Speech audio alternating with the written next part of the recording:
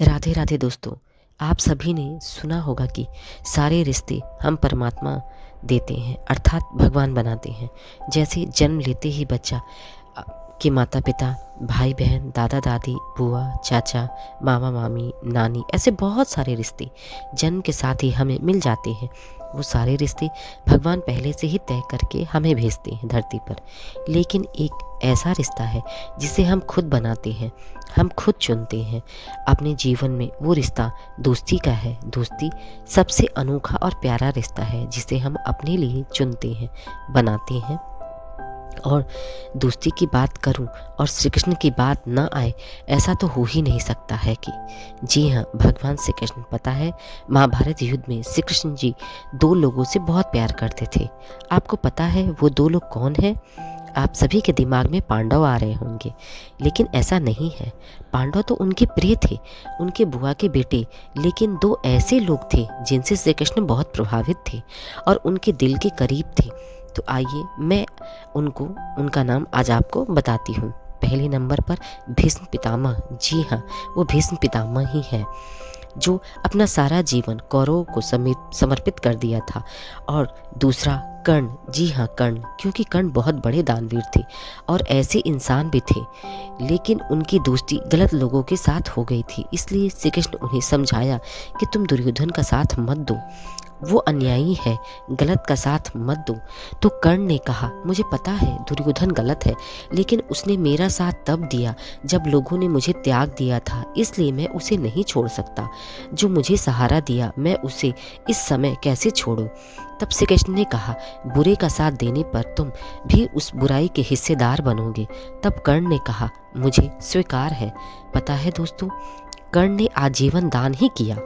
कोई भी उसके दरवाजे से आज तक खाली हाथ नहीं लौटा था, इसलिए तो वो सबसे बड़े दानवीर कहलाए। आपको पता है, कर्ण जब युद्ध हार गए, अर्जुन ने कर्ण को हरा दिया। वो बाणों से घायल होकर अपनी मृत्यु का इंतजार कर रहे थे, जमीन पर पड़े थे, तब भी उस अवस्था में उन्होंने दान किया था। हाँ, मैं बिल्कुल सच कह रही हूँ। यह बात हमारे पुराणों में भी लिखा है। जब युद्ध भूमि में कर्ण घायल पड़े, मृत्यु को याद कर रहे थे, तब एक गरीब बूढ़ा इंसान उनके पास आया और बोला, सुना है तुम बहुत बड़े दानवीर हो, इसलिए मैं तुम्हारे पास आया हूँ। मुझे मेरी बेटी का विवाह करना है, उसलिए मुझे धन चाहिए, क्या तुम मेरी मदद करोगे? ये सुनकर कर्ण ने कहा, बाबा, मैं घायल हूँ, उठ भी नहीं सकता, मैं तो अपनी मृत्यु का इंतजार कर रहा हूँ। इस समय आपको मैं क्या दे सकता हूँ? ये कहकर वो सोच में पड़ गए। तब उन्होंने कहा, अर्थात कर्ण ने कहा, इस समय मेरे पास और कुछ नहीं है क्योंकि मैं हार गया हूँ। लेकिन कुछ सोचते हुए उन्होंने कहा, हाँ, मेरे ये सोने के दांत हैं, मैं अपने उन दांतों को तोड़कर आपको दे सकता हूँ। और उस समय कर्ण ने अपने दांतों को तोड़ा और उस बूढ़े इंसान अर्थात उस बाबा को उन्होंने अपने वो सोने के दांत दिए और कहा, आपकी बेटी का विवाह हो जाएगा।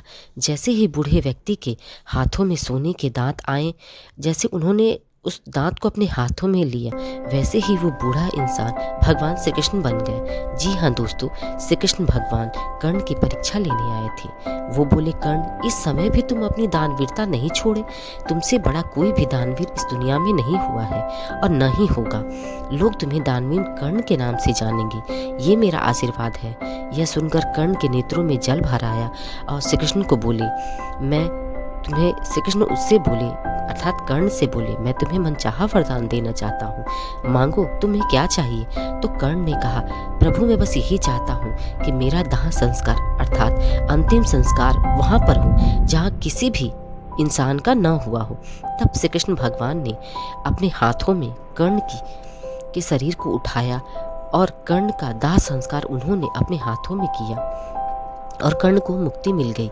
जी हाँ दोस्तों, कर्ण का अंतिम संस्कार कृष्ण भगवान के हाथों में हुआ था, जो आज तक किसी का नहीं हुआ है। तो बताइए, कृष्ण जी को कितना प्यार था कर्ण से। ऐसी मुक्ति तो आज तक कभी किसी को नहीं मिली है जो कृष्ण भगवान ने कर्ण को दिया था। इसलिए किसी के प्रिय बनना है तो श्री कृष्ण भगवान के बनिए, वो किसी को बेसहारा नहीं छोड़ते। दोस्तों, अगर आपको ये कहानी अच्छी लगी हो तो प्लीज़ मेरे चैनल को लाइक, सब्सक्राइब और शेयर ज़रूर कीजिए। प्रेम से बोलिए, राधे राधे।